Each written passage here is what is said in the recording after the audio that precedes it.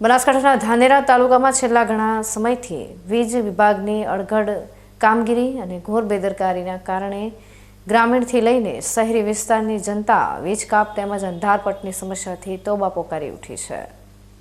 ધાનેરા તાલુકાના છેવાડાના વિસ્તારોમાં વીજ કંપનીની સેવાઓ તદ્દન કથળી ગઈ છે અને જ્યારે પણ સામાન્ય પવન કે વરસાદી માહોલ સર્જાય છે ત્યારે વીજળી ગુલ થઈ જવી એ જાણે રોજનો ક્રમ બની ગયો છે। સૌથી ખરાબ હાલત છીંડીવાડી ગામની છે, જ્યાં છેલ્લા 6 મહિનાથી ગ્રામજનો વીજળીની ગંભીર સમસ્યાનો સામનો કરી રહ્યા છે અને 24 કલાક વીજળી આપવાના સરકારના જ્યોતિગામ યોજનાના દાવાઓ અહીં તદ્દન પોકળ સાબિત થઈ રહ્યા છે। નવાઈની વાત તો એ છે કે સ્થાનિક ગ્રામ પંચાયતના સરપંચ દ્વારા લટકતા વીજ વાયરો અને થાંભલાઓ આસપાસ ઉગી નીકળેલી બિનજરૂરી ઝાડી ઝાંખરા દૂર કરવા માટે વીજ વિભાગને લેખિતમાં રજૂઆત કરવામાં આવી હોવા છતાં તંત્ર ઊંઘતું ઝડપાયું છે। ચોમાસાની ઋતુમાં જ્યારે પવન ફૂંકાય છે ત્યારે આ ઝાડીઓને કારણે વાયરો શોર્ટ સર્કિટ થઈને જમીન પર તૂટી પડે છે અને મોટી દુર્ઘટનાનો ભય રહે છે। વીજ કંપની દર વર્ષે પ્રી મોન્સૂન મેન્ટેનન્સના નામે લાખો રૂપિયાનો ખર્ચ બતાવે છે, પરંતુ ધાનેરાના ગ્રામીણ વિસ્તારોમાં તેનો કોઈ જ પરિણામ જોવા મળતું નથી અને ઉપરથી લોકો જ્યારે પોતાની ફરિયાદ નોંધાવવા ફોન કરે છે ત્યારે અધિકારીઓ કે કર્મચારીઓ ફોન ઉપાડવાની પણ તસદી લેતા નથી। ધાનેરા તાલુકાના છીંડીવાડી ગામે જ્યોતિગ્રામની લાઇટ છેલ્લા 6 મહિનાથી અમને હેરાન કરે છે, બહુ ટ્રિપિંગ આપે છે અને જ્યારે અમે એમને રજૂઆત કરવા જઈએ ત્યારે એ લોકો કોઈ એની વાતનું ધ્યાન ધરતા નથી।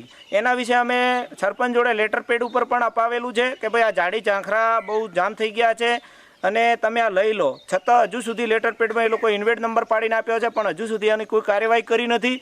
છેલ્લા 3 દિવસથી તો લાઇટનો એટલો પ્રશ્ન છે કે આખા ગામના લોકોએ બધા જીએબીના તમામ અધિકારીઓને ફોન કર્યો પણ કોઈ એનો જવાબ જ આપતા નથી। રાતે લગભગ મેં 20 સાહેબોને ફોન કર્યો તો કે તમે આમ કરી નાખો ને તેમ કરી નાખો ને ઓલા સાહેબનો નંબર આપે ને પેલા સાહેબનો નંબર આપે ને પણ ઓલા પેલાનો નંબર આપે છે પણ કોઈ નક્કર એમના પગલાં લેવા માટેની કોઈ કાર્યવાહી કરતા નથી આ લોકો।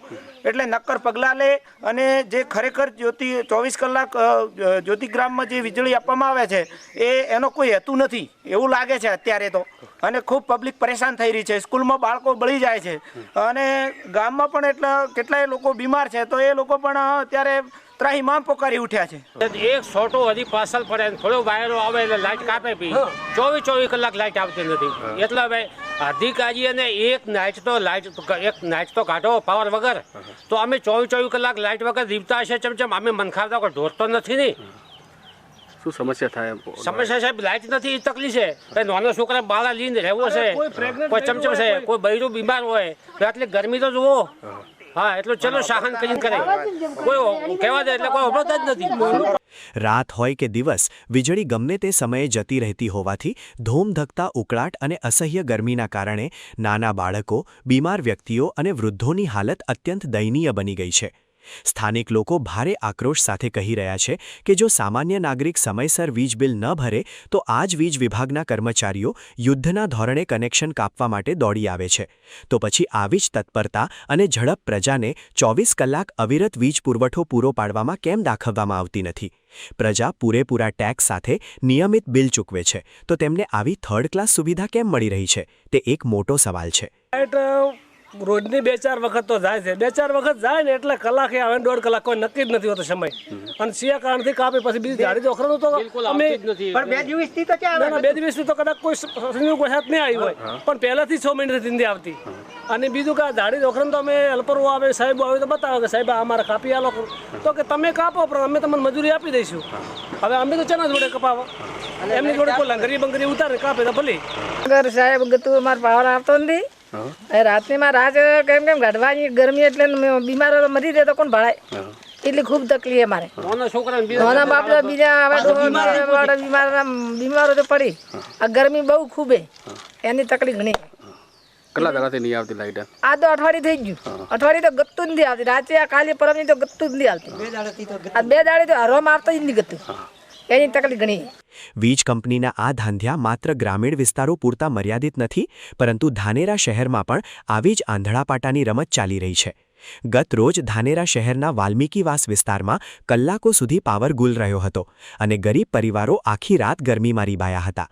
સામાન્ય પવનની લહેરખી આવતાની સાથે જ આખા શહેરમાં વીજ પુરવઠો ઠપ્પ થઈ જાય છે અને તેને પુનઃ શરૂ કરવામાં કલાકોનો સમય વીતી જાય છે, જેને કારણે શહેરીજનોમાં પણ વીજ વિભાગની લાપરવાહી સામે ભારે ફિટકારની લાગણી વ્યાપી ગઈ છે. વાલ્મીકીવાસના ગરીબ પરિવારો હવે લાચારી સાથે સવાલ ઉઠાવી રહ્યા છે કે તેઓ ગરીબ છે એટલે શું વહીવટીતંત્ર તેમને માણસ નથી ગણતું? તેમની ન્યાયિક રજૂઆતો કેમ કોઈ સાંભળવા તૈયાર નથી?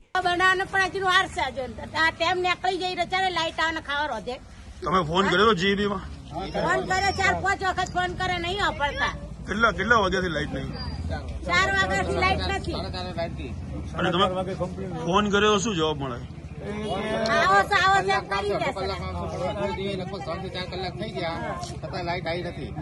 તો મેં રાજી નથી ને મારું જો ઇજનેર સાહેબને બી ફોન કર્યો. ઇજનેર સાહેબ એમ કે હેલ્પલાઇન નંબર છે એના પર કોલ કરો. બરાબર, મને ડાયરેક્ટ કોલ નહીં કરવાનો. પછી મેં એમને કીધું ભાઈ જો તમારા કર્મચારી કોલ ઉપાડતા નથી ને ફોનનો બરાબર જવાબ નથી આપતા એટલે સાહેબ તમને કોલ કરવો પડે અમારે. તો કે આવી જશે, પણ હજુ સુધી લગભગ 4 કલાક થયા પણ લાઈટ આવી નથી. ધાનેરા પંથકમાં શહેરથી લઈને ગામડા સુધી વીજળીની સમસ્યા હવે રોજિંદી અને કાયમી માથાનો દુખાવો બની ગઈ છે. ત્યારે હવે સ્થાનિક જનતા જિલ્લા કલેક્ટર સમક્ષ આશાભરી નજરે જોઈ રહી છે. લોકમાંગ છે કે જિલ્લા કલેક્ટર આ મામલે કડક વલણ અપનાવીને એર કન્ડિશન કેબિનોમાં બેસતા 2 જવાબદાર વીજ ઇજનેરોને કાયદાનું ભાન કરાવે અને પ્રજાને પડતી મુશ્કેલીઓનો વહેલી તકે કાયમી હલ લાવે. જો આ આળસુ અને બેદરકાર ઇજનેરો જનતાની પાયાની જરૂરિયાત સમાન વીજ સમસ્યાનો ઉકેલ ન લાવી શકતા હોય તો તેમણે નૈતિકતાના ધોરણે પોતાની ખુરશી ખાલી કરી દેવી જોઈએ તેવી લડાયક મૂડમાં આવેલી ધાનેરાની જનતા સ્પષ્ટ માંગ કરી રહી છે. Ramesh Prajapati, BK news channel, Dhanera.